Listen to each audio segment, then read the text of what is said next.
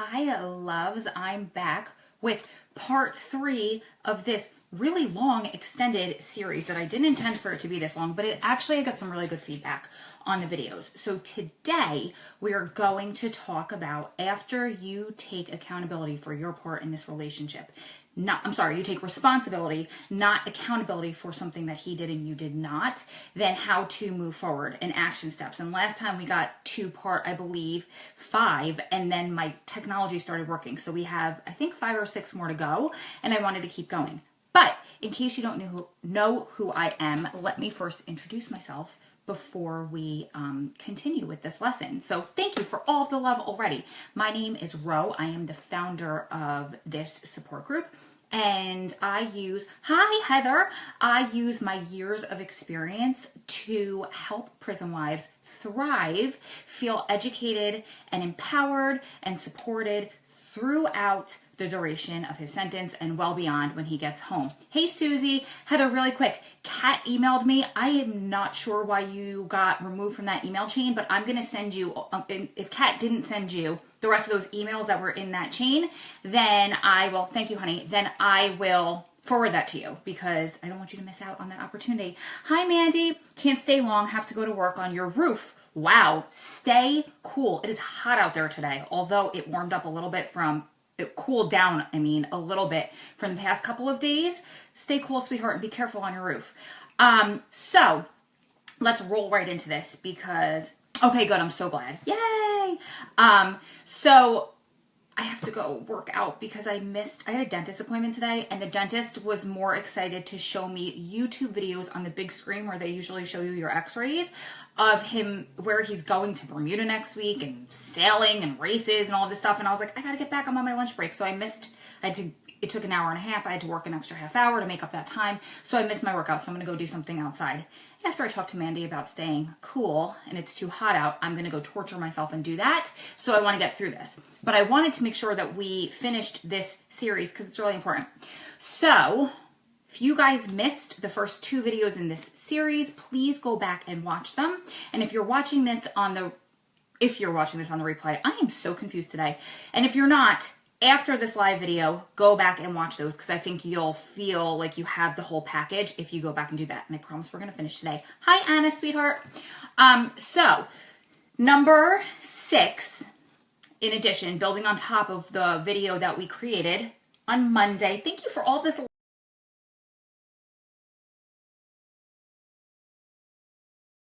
Recognize your loved one as, I just glitched. Am I still there, guys? Somebody let me know, am I still there? Because I just froze on my end. Of course, there's going to be a technology issue right off the bat.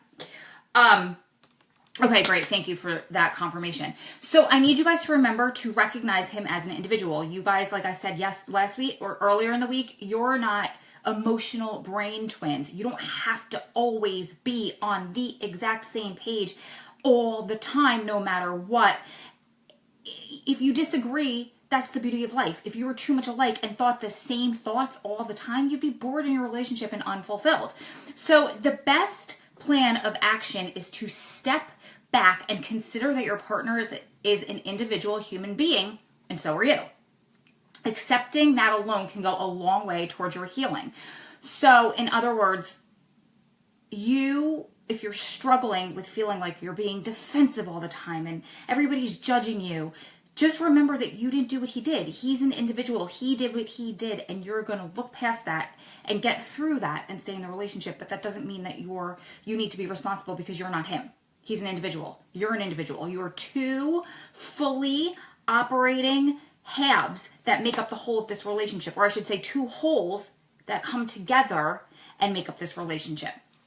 So understand that your partner struggles and how or why he developed his personal beliefs is going to get you far as well. Ideally, he'll do the same for you. And you need to find a common ground eventually. And that alone might solve or at least begin to solve this problem. Remember that you and your partner will never be 100% in alignment on everything, and that's okay. You're not responsible for him. You're not responsible for his beliefs, what he does, what he doesn't do, etc. Do you respect him for it, or does it make you cringe? Do you respect him for his differences, or do they make you cringe? Do they embarrass you? Are you justifying it to everybody else because deep down on the inside, you're actually embarrassed by his actions? Where you have to get the soul searching. That's something that you need to work through. That's something that you need to eventually come out the other side. Are you held accountable for what he did? Absolutely not. Are you responsible for staying in this relationship with him? Well, yeah, you are. And if his beliefs don't jive with yours or they embarrass you, it's time to soul search, my love.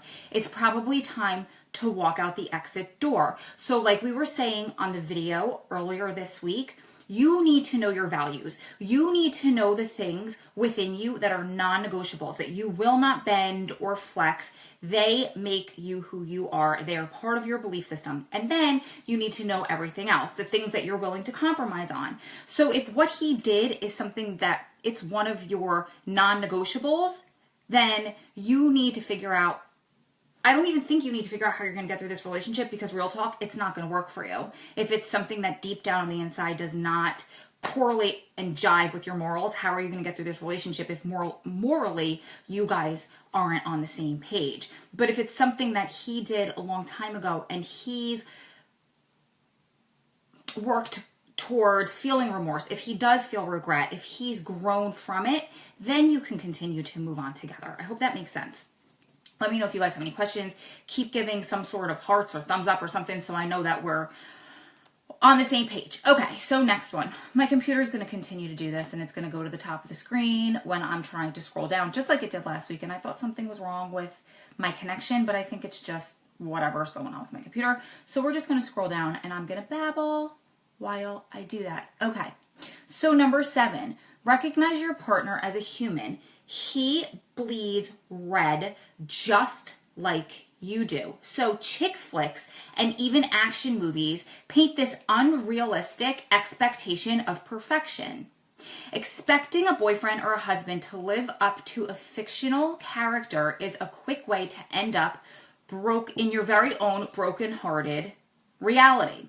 So in our specific SPWF relationships, it's extremely common to live in a world of fantasy and put your loved one on this pedestal. That was a really hard lesson for me to learn the first time that I disagreed with Adam. I felt like my whole world was falling down around me. And I remember it wasn't even over like something major, or I think it was, we didn't agree on something with sport. I'm not even a sports fan, but it was like something with sports, which is silly. But I felt like somebody had ripped the whole entire proverbial rug out from under me. I didn't understand. I felt like my world was falling apart.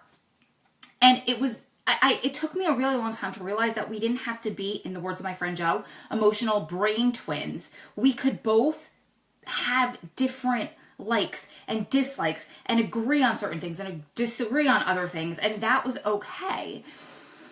We didn't have to be on the exact same letter, on the exact same word, in the exact same paragraph, on the exact same page every single time. It's okay to have minor differences. So codependency, you guys, is not a safe place to live. It's also not safe to have unrealistic expectations of perfection for ourselves, because that's you an emotional breakdown. It's safer for you to acknowledge the fact that you're just human and will mess up, and it's okay. And that relationships and parenting as well are constantly an evolving learning experience. And to quote my husband, he said, "We continue to grow and evolve throughout the duration of our lives, because like trees, the day we cease to grow is the day that we die." So this paragraph that I just read to you came out of a lesson that my friend Joe and I taught in a women's empowerment course last month. And we were talking about safety and safe places to be, both physically, like locking the door and those kind of safety measures that you could take, but also we went down the road of emotional safety. And so I think when you feel as if in these relationships, okay, one of my friends was having a struggle with her husband. One of her friends on the outside that never had a prison relationship but had a normal relationship pointed it out to her. She's like, you've kind of been living in a fantasy for the past few years. And that's kind of like a huge reality check for us, but it's true. We live in this fantasy world of perfection because we don't have that day-to-day, you didn't take out the garbage, so I'm pissed off at you. Or you didn't pick up milk on the way home, so I'm pissed off at you. And you left stuff in the sink, so I'm pissed off at you. And things that are problems, usually we're on the same page with. Like the staff did something against us, or legally something didn't work out for us, and those are big blows and slaps in the face, but usually you're tackling those together. And other miscommunications and stuff like that, you work through and you get through, but you don't have the day-to-day stuff that normal couples have to deal with. So it's easy to get trapped in this fantasy of perfection, just like I said, like in the movies, and it's all created in his head. Perfection is created in his head as well as it's created in your head. So just know that disagreements, that arguments, that not being on the same page all the time is normal. As well as Joe made a really good point in that class, and it was like a huge light bulb to me, okay?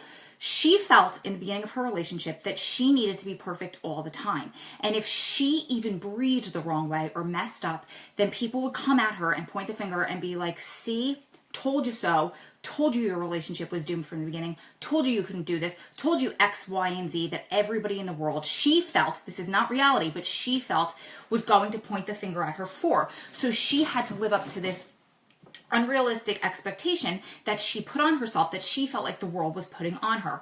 As well as, I went through this. I felt like he was so stripped from everything, and always got the short end of his stick in his life, in childhood, in court, now in prison. So everything he just was, he just always got the short end of the stick. I don't know how else to say it. So I wanted to make everything perfect for him because, God, I just wanted him to get the long end of the stick at some point or another. But in doing that, you create these, in doing either of those or both of those at the same time, you create these unrealistic expectations of perfection for yourself. And there is no such thing as perfect. So what you're going to do is head for a breakdown or a crash or really low self-esteem, which is going to head you to really bad depression because you're not perfect. The fact that you're not perfect makes you beautiful, makes you individual, it makes you unique. It makes you the unique person that he fell in love with. Don't do that to yourself, because I could tell you, I think the majority of us going into this, no matter where you are in your relationship, whether you're MWI or you've been together for 20 years before that, in the beginning of his sentence, you do this to yourself and you put these unrealistic expectations of perfection on yourself. And you just kind of have to learn with time that that's not reality. But in doing so, you kind of get afraid to argue and you kind of get afraid to ruffle those feathers. Don't do it. It's okay to disagree, and it's okay to be individual. And it's okay to go back to the whole reason why we're talking about this and making this long video series. It's okay to say, I don't agree with what you did. And I think you're a pretty effed up person for what you did. And I think it was, maybe you're not the effed up person, but what you did was really messed up.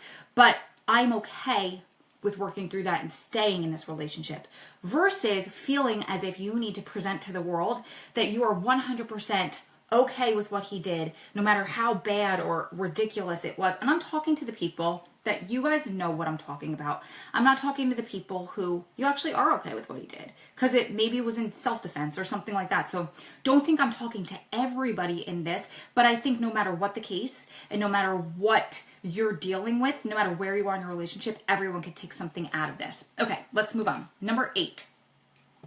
Own your own stuff. So we cannot control the situation. We can't control the system. We can't control their day-to-day lives.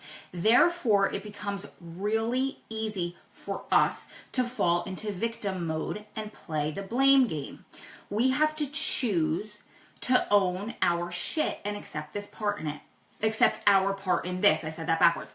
We are here because we chose to be here. No one is making us sign a legal document saying that we have to stay and do the bid. Nobody's holding a gun to your head. Whether he's guilty or not, whether the sentence is fair or not, whether we just don't feel like doing it or not. It's all okay. It's okay. Take a deep breath. But if you do want to do it and you do choose to stay, you have to own it. You have to own your crap. You have to get out of the victim mode. You have to put your head down, get through this time as best as you can. You just have to do it. You're not the victim here. You have to remind yourself, no matter how crummy it gets on a day-to-day basis or throughout this, you're here because you want to be here, and you have to own that part of it. People tell me all the time they don't know how I do it, meaning they don't know how I have no means of Adam ever getting out into the free world again, but I'm happy. I mean, I pretty much have my stuff together, said loosely, and I basically thrive, again, said loosely.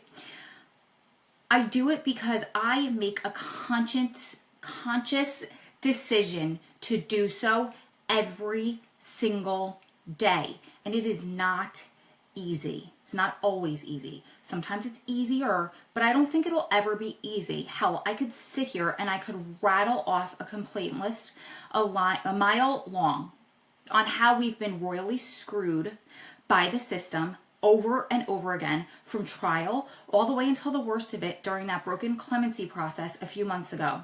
But I choose not to dwell. Where's dwelling going to get me? I was just texting with a PW today who was saying that she's like, they're going back to court and they could get anything from him walking out to them giving him an additional 25 years. And I was like, oh, sweetheart, are you stressed? She's like, no, because I choose to see the positive. And I choose not to dwell on any of that, because what's it going to do for me? And I was like, my God, sweetheart, you have come a long way. And I wish there were more women like you out there who had that mentality versus allowing themselves, versus putting themselves into the victim mode, versus wanting to be the victim.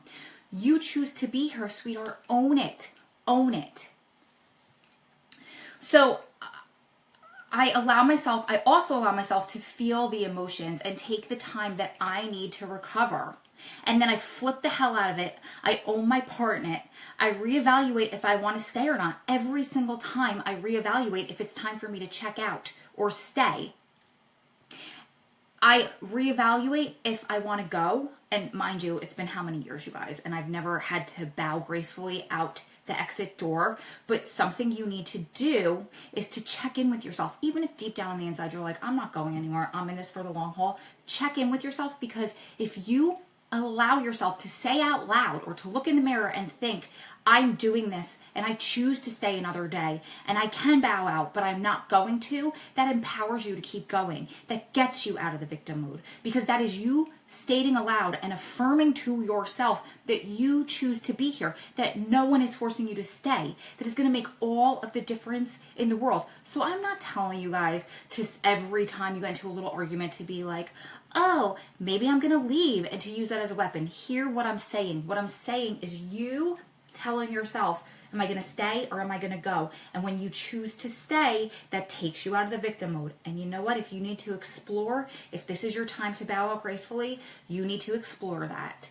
Don't be afraid to explore your own feelings and to walk through them. You have to not justify it anybody that you're doing that. You don't even have to admit to anybody that you're doing it. But if you need to explore that, sweetheart, you are not going to feel happy or comfortable or fulfilled in your relationship until you do. You don't have to act on anything, but get that all out. Maybe write down pros and cons and things like that, but explore it, brainstorm, get yourself through it. You'll uncover things that you didn't even realize were deep in there, and you'll be able to work through them that way, even if you're staying. I think the majority of us really are going to wind up staying unless there's abuse. I would think that we're all here because we're strong enough to do it. But if you uncover those things, then you could talk to him about them. You could talk through them with yourself. You can get through them on the other side. Okay, so although it feels like a safe place to play the blame game and to blame everybody but yourself, that is a very sad, depressing, and stressful, disease-causing place for you to live. It's unsafe, so just explore that. Let's move on to number 9. Try to see this from the actual victim's point of view. And I want to clarify once again that I'm not talking about crimes of self-defense or anything of that nature. I'm talking about crimes where there is a true perpetrator and a true victim. I heard a few women recently blaming the victim, saying that they asked for it, and a few times these accusations were actually made against minors, young minors. So those are the people that I'm speaking to. I know that those wives, in their defense, did not really mean it. They were in defense mode of having to truly accept on the inside what their loved one did was wrong and how wrong it truly was. However, if you take a couple of moments, if you're one of those women, and you put yourself, actually not if you're one of those women, if you're anybody in this relationship, I want you to some point do this exercise, even if it was self-defense, okay? I want you to take a couple of moments, put yourself in the shoes of the victim, and you'll probably think very differently about the situation. What if somebody committed that same act against your daughter, mother, father, husband, or friend? How would you feel about that person? See why you should not be blaming the victim. Now, I'm not here telling you to leave your relationship because of this, but what I am telling you is that you look like a cold-hearted bitch or like a crazy woman when you start blaming his victims, especially when they're minors. I know that you're not. I know that you're truly not, and I know you're hurting, and I know you're struggling to make sense of all of this. I need you to think through these emotions on your own. Talk through them with him. If you need to talk through them with a professional, please go ahead and do that. But never, ever, ever blame the person who was victimized by his mess. So here's an exercise. It's going to be tough, but when you can, I want you to do it. I know you've relived this crime, or his crime, I should say, over and over again. Just once, I want you to do it from the victim's point of view. Here's an example, okay? So I never tell you guys anything. I messed up. I messed up and I can't say that. My notes, hold on. And this is really important. And I made sure that I wrote it out really carefully and specifically and made sure I knew what I wanted to say, because sometimes I get distracted on the videos and I forget things. But I think this one is so important, especially because of what I've heard a few people say recently. So I want to make sure that I'm reading this exercise specifically. Okay, there we go. Nope, not yet. And I really need a new computer, you guys. And I priced out new computers and I'm like, oh, not in the budget right now.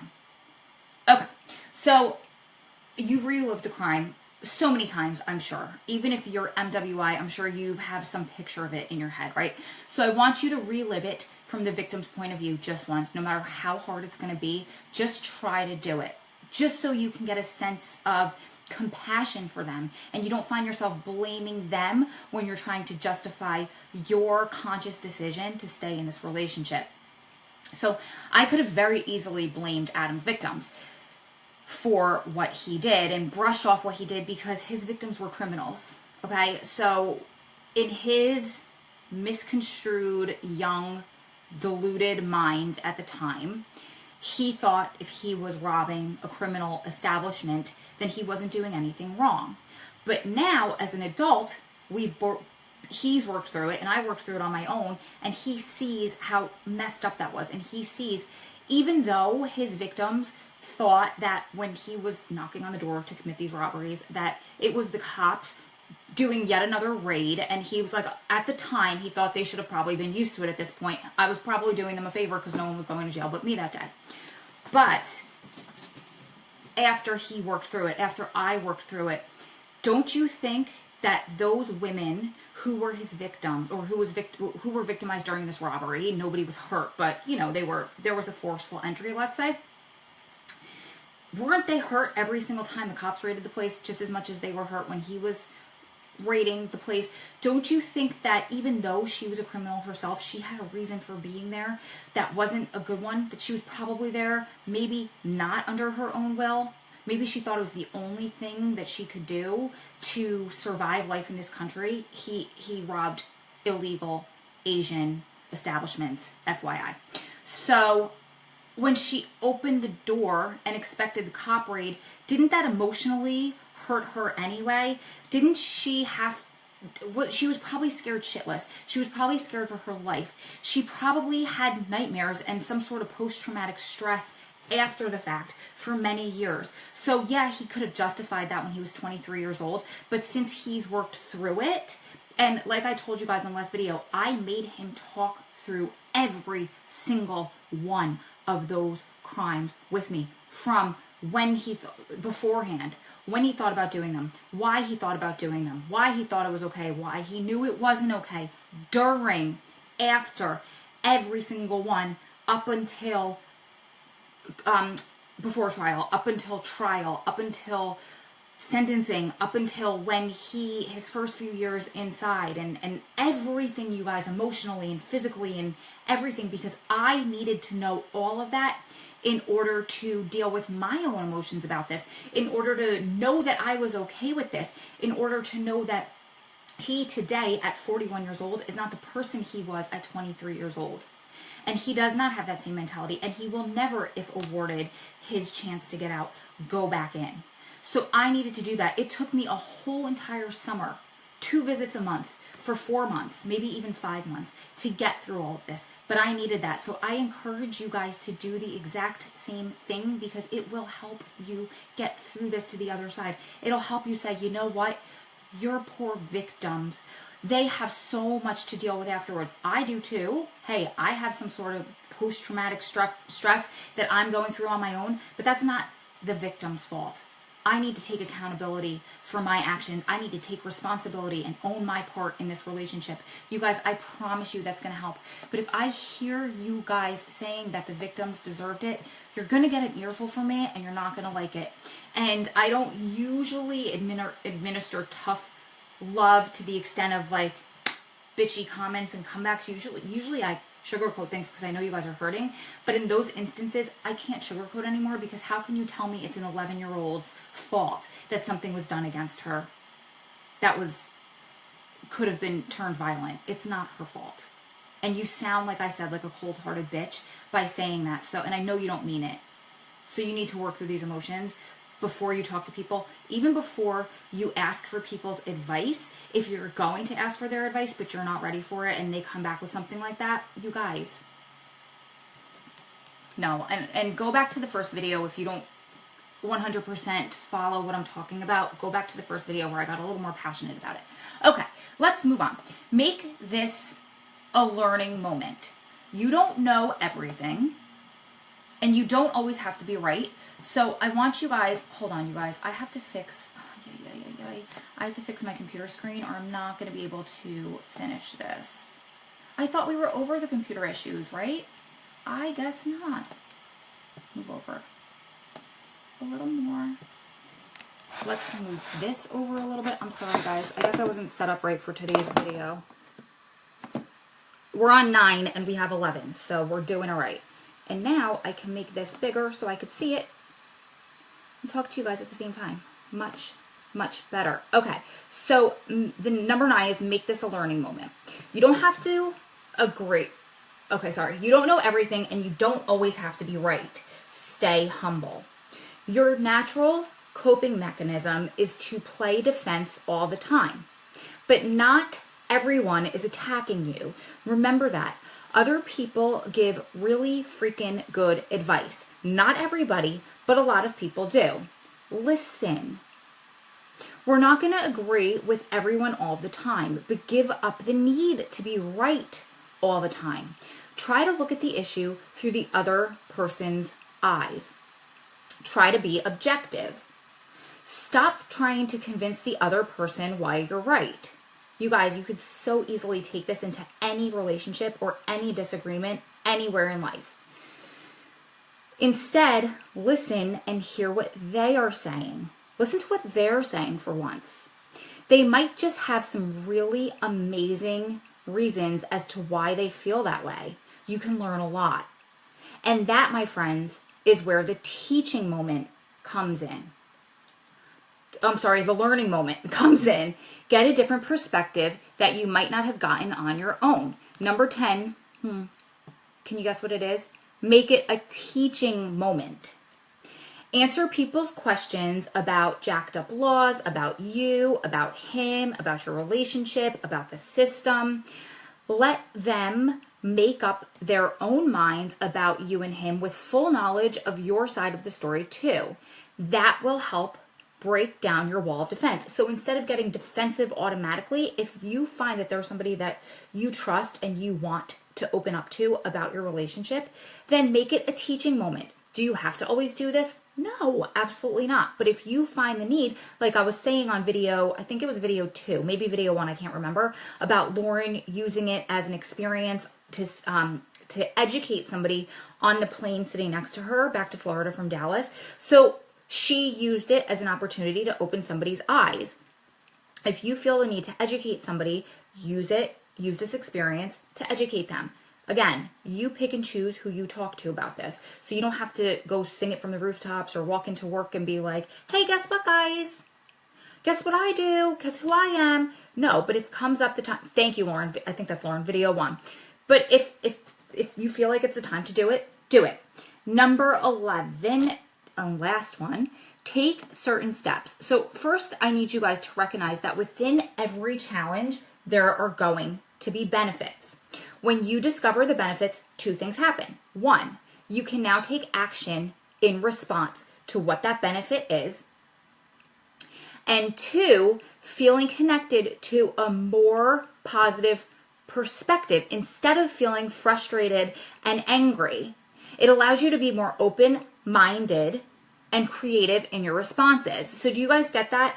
Within every challenge, if you allow yourself to open up, you can take action you could take action depending on his response, depending on your response, depending on the person that you're having the conflict with, depending on their response. If you open up your mind, you'll be able to take action steps towards either coming up with a compromise, agreeing to disagree, and it'll also help you to position yourself in a way that you're not feeling frustrated, angry, and in turn defensive and just justifying yourself. You'd be able to be more open-minded and creative in not only your responses to them, but how you're going to move forward together. So here's what I mean. Here's an example. If the challenge is that your partner spends phone minutes on his child's mother, ask yourself what benefit his choices may bring to you. Are you being driven to discover that you're feeling insecure about yourself, or if you simply don't trust him? Do you see? So there's a benefit within all of that. Then acting upon these new discoveries about the lies underneath it all brings benefits. So you discovered, okay, he's calling his baby mama, spending his phone minutes on calls to her, and I'm getting jealous. Okay, so now you decide what lies underneath that. What is the root cause of those feelings? Why are you mad at him? You're not mad at him for using his phone minutes on anybody other than you. You're mad because it's her. Why are you mad because it's her? Is it because you don't trust him and you think he's cheating on you with her? What lies underneath all of that? You'll be able to uncover your own insecurities and you'll be able to work through those and act upon them. That's going to bring benefit to you and your relationship. Then step 2 is taking action in response to the benefit you discovered. So let's continue with this example. You'll feel more connected to the positive perspective and less combative towards him, because with that knowledge, you'll now be able to communicate more clearly how his choices make you feel, right? So you could tell him, listen, I don't feel as if I want you to spend the phone minutes on her because it's something that I can relate to her. It's something that she doesn't need to know. And she treats me, couldn't handle all that baby mama drama, so thankful that's no part of our relationship. Oh my God, I love you. So what I'm saying is it because you're truly jealous because you truly don't trust him with any other woman? Then you can talk to him about that. Are they conversations that can happen through somebody else, or are they conversations that really need to happen between him and her? And then you could talk to him about how you can ration those minutes better. But the benefit is uncovering what comes out of that. You'll realize that your self-love can use... Wait a minute. What is this? What am I trying to say here? I wrote this the other day, so it was easier for me to make the video on the fly that day. But now I'm like, wait, what did I mean when I wrote that? Okay, so step 2, take action in response to the benefit that you discovered. You'll feel more connected to the positive perspective and less combative towards him, because with that knowledge, you'll now be able to communicate more clearly how his choices make you feel. Okay, that makes sense. Or you'll realize that your self-love can use some boosting, or both. So it might be that you just need to communicate how it makes you feel. Hi, Regina. Or you might realize, I'm just being really insecure here and there's nothing to be worried about. And it might be a combination of the two. Yeah, I'm really insecure, but hey, he's giving me a reason to feel insecure. And you need to work through it with that. And that's the benefit of the whole argument, is that you can kind of learn to appreciate the fact that you got pissed off about that phone call, because one phone call that stirred up these emotions is actually uncovering a whole bunch of mess within that you're going to be able to work through. So I'm kind of mixing up a whole bunch of different lessons in here, but I hope you're taking what you need from it. So that eventually, if you work through all that, is going to improve your relationship, and that's going to be a win-win for everybody, and that's everybody's favorite kind of situation. It's a win-win. Baby mamas are so much fun to deal with, said no one ever. I want that t-shirt. Well, I don't have a baby mama, but you guys all need that t-shirt. SPWF needs to sell that t-shirt. Okay, bottom line in closing, because it's almost 6 and I gotta get on the road running. Reevaluate your entire situation, and when all else fails, I need you to go inward. Ask yourself if this thing is really a big deal. Whatever the conflict is it really a big deal? Is it really that big of a deal? How important is it? You can decide that the struggle is as big of a deal as you decide that it is. And it might not even be, once you work through this, as big of a deal as you once thought it was. Maybe even 5 minutes ago, but then you worked through it and you're like, oh, now I get it. Now I allowed myself to see it from his perspective. Now I stopped fighting back and being defensive, and I opened my ears and I actually listened instead of formulating my reply while his words were just coming at me but not going in. Now I get where he's coming from. Now I get why he did it. Now I get why, as a child, he developed those belief systems that he had when he committed the crime. That's why I'm not okay with it, but that's why I'm excusing it, and that's why I'm here, and that's why I choose to continue to do this. But if you don't allow yourself to open up and listen and to communicate and to not be so combative, then you are not allowing yourself to be able to uncover all that and get the full spectrum of your relationship. Okay. So, maybe it allows you to see that it wasn't as big of a deal as you thought, but maybe it also allows you to see the opposite end, that it's a bigger deal than you actually originally thought. And maybe it means loving yourself enough. Guys, take a breath for this one. Maybe it means loving yourself enough to lose the person that you love. Maybe it means loving yourself enough to let go, to move on, and to lose that person that you love. Even if not forever, maybe for right now, maybe for long enough to let him heal and to mend that, and for you to heal and for you to mend whatever's going on inside. And maybe you guys can reconnect later, but maybe that's what you need to uncover right now. And that's okay if that's what you need to do. He'll be okay. He's a big boy. He's got friends in there. You guys don't stay because you think that he needs you in order to survive, because that is the ultimate form of codependency, and he does not need you to survive. If you need to go, go. Okay.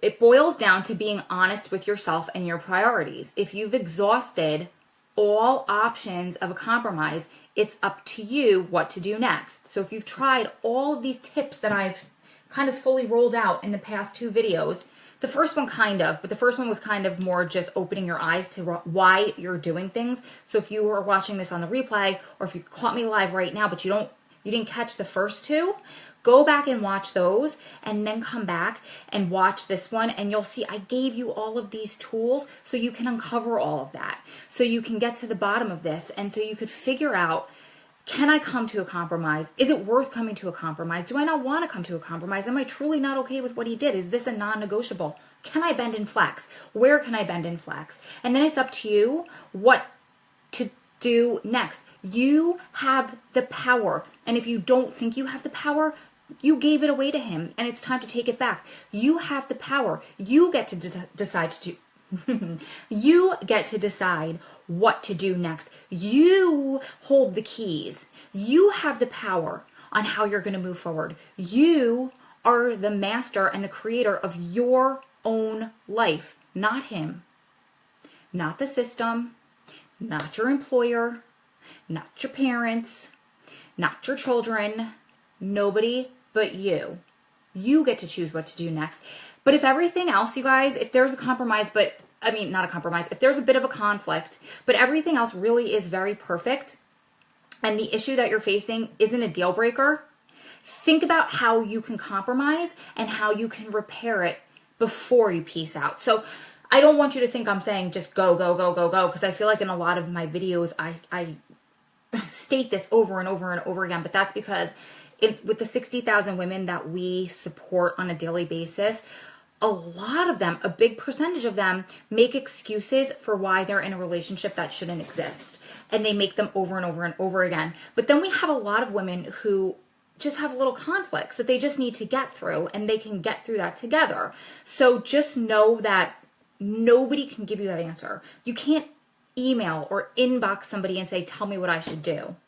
Because if they tell you what they think you should do, they're telling you off of their past experiences. They're telling you based off what they think is the best thing for your life. Where did that ever get anybody before? When they followed somebody else's heart, when they listened to somebody else and what they told them to do. So ask for people's advice that you trust, but ultimately at the end of the day, it's your decision to make. So go through these videos, rewatch, really soul search. If you find yourself, you guys, blaming his victims, I really need you guys to do this exercise. And even if you don't, I really need you to do the exercise from his victim's point of view so that you have compassion, and it'll really help catapult your relationship and make it stronger, because you're not blaming anybody else. You're taking responsibility and you're still okay with what they did. You're truly an amazing woman, Anna. Stay strong, sweetie. I can't see who wrote that, but thank you, sweetheart. Whoever wrote that, you're welcome, Anna. I'm going to stick around. It's 5:51, so I'm going to stick around for about 3 or 4 more minutes, and then I'm going to change and get my workout in starting by 6. So if anybody has anything, comments to add, questions, suggestions for my next video, I actually have a good topic I'm ready to do next week. That's why I wanted to get this one done this week. I also have answers to people's comments that they posted on some of my live videos. So I'm going to do a video about that. And we have GNI this Friday, which is very exciting. It's 8 o'clock Eastern Standard Time. Anna will be running it. I really need a support system. My husband didn't make bail. Oh, I'm sorry, honey. And it's hard getting through every day without him. How can I do that? Okay, so the first place that I want you to go is strongprisonwives.com. And I want you to make a profile on there, and I want you to post. And then the second place, 17 days left. Yay, Susie, it's going to fly. Okay. The second thing I want you to do is to download the SPWF app in Google Play or in the iTunes store and post your story up there, because the women on our support group are so empathetic, so compassionate, so helpful, so supportive. They give such amazing advice. And that's where you will meet your soul sisters. That's where you will meet your little crew. Okay, and I have soul sisters that I've met through this that are some of my closest friends that I've ever had in life, and they live all over the country, some in other countries, because it's kind of similar, with no disrespect stated, but it's very similar to what veterans who go through, military veterans say, that nobody will understand what you're going through as well as, or even at all, unless they've gone through the same exact thing. And that's not even the military, but that's the best example I could use, but that's anywhere in life. So some of my closest friends that I've made are my soul sisters. So go on there and start building relationships with people. You'll know pretty much off the bat who you think is you can connect with and how you connect. And like I said, they don't have to geographically be close to you, but you'll have a common ground and you'll hit it off with people. You're on the app. Good. So go on there. Anna's on the app. Okay. Go on there and post your story. Ask your questions. Ask for support. And if you don't find who you want to find, or if you're not comfortable on the app, we have other avenues. Go to the website, go to our Facebook page, go to our Twitter page, go to our Instagram page. We're everywhere across social media. Follow me on Snapchat. It's at Strong Present WIV or SPWF, because I post my daily everything. I think it's a little bit too health and fitness related at this point, and probably a turnoff to SPWs, maybe. I don't know. You guys tell me. But I post my daily struggles and when I go to visit and what's bothering me, so you guys can see that you're not going through it alone, that somebody else is going through the exact same thing and you're normal. That will help. Yes, there's an app. So go to the either Android Play Store, go to iTunes, and just search SPWF or Prison Wife. There are two apps that are going to come up. One is blue, the other is pink. Let me show it to you. And the letters are boxy and they have black and white stripes. That is the pink with the black and white stripes. You'll know it's our colors. That's our app.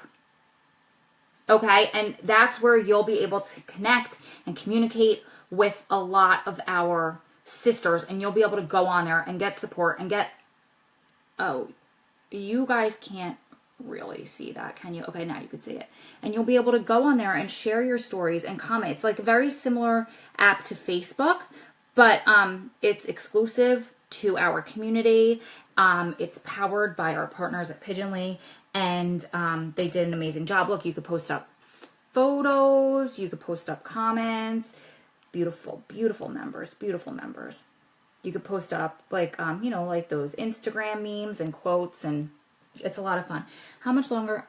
Oh, sweetie, he's been down for, it'll be 18 years in August, and he actually was given a 213-year sentence for robbery because of mandatory minimum sentences in the feds. So believe me, if anybody has a handle on the emotions in this life, it's me.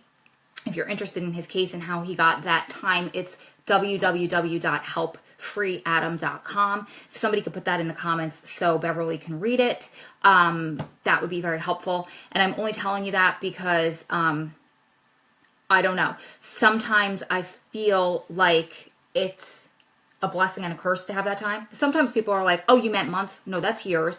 Or if I type it, they're like, did you mean 21 or 23? And I'm like, no, 213. And it's a blessing because it allows me to be able to communicate on such a deep level. And I think I've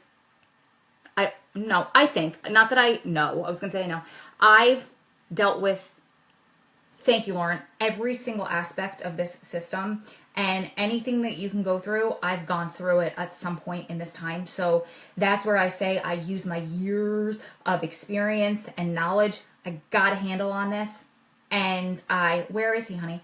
I really want to give back because I went through it for many, many, many years alone, and it's my way to make sense and to make purpose and to give a constructive outlet to myself and to do something good with the sentence. I don't want the feds to win. I don't want the system to win.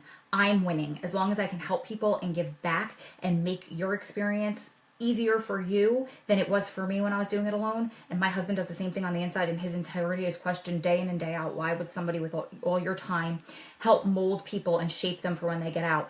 Because that's his contribution back. He's not letting the system win. He's not letting them take his life. Same thing on my end. If we could do this to help people, we will. He hasn't been sentenced, so he's in fed holding at a county prison in PA. Oh, my husband's in Pennsylvania as well. You guys are in the Northeast region. You know what? Why don't you send an email to strongprisonwives@gmail.com, because we probably will know people where he goes if he's obviously in the Northeast region. Northeast. Is it the Northeast, Lauren? Is it Northeast? What region is he in? It's Northeast, right? But anyway, we know people all over the country in the feds. I'm hoping to go see my man soon. He's closer to home. Now I'm excited to see him since November. We have a federal group on the website. Check it out. Thank you, Lauren. Yes, I can't believe I didn't think to say that. And that'll really help. It's really hot in here. Okay, 5:59. I gotta go. Anybody have anything else before I get going? I will be back, you guys. I'm gonna try for Monday evening.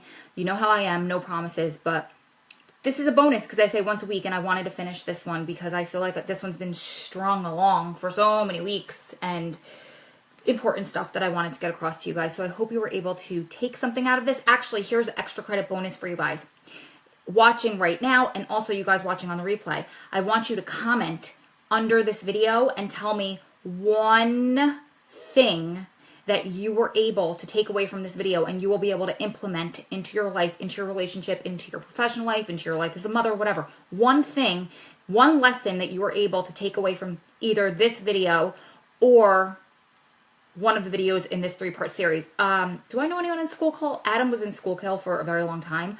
Thanks, Ro. You're the best. Love you. Love you too, sweetheart. Let's connect, because if he ends up where Adam is, then we could talk. But do I know anyone at school call? Well, somebody in the federal group will. Ooh. Okay, that's my cue. Uh-oh. Oh, God. Okay, gotta go. Love you guys. Keep staying strong, keep loving strong, keep supporting one another through this journey, because you're one day closer to it all being behind you. Lots of love from my heart to yours. I will see you guys in the next one. Lauren, I'm going to call you later. I'm going to go do my exercise because you know I can't live without it, and then I will call you. Love you guys. Feel better, Marlene. Bye, Susie. Bye, Beverly. I didn't see who else was still on here, but love you guys. Comment. Let me know let me know what you took away from this, okay? I'll see you guys Monday. Let me know if you have any recommendations or suggestions as well, or questions that you want answered in one of the future videos. If not, maybe Monday, if I think it's really good.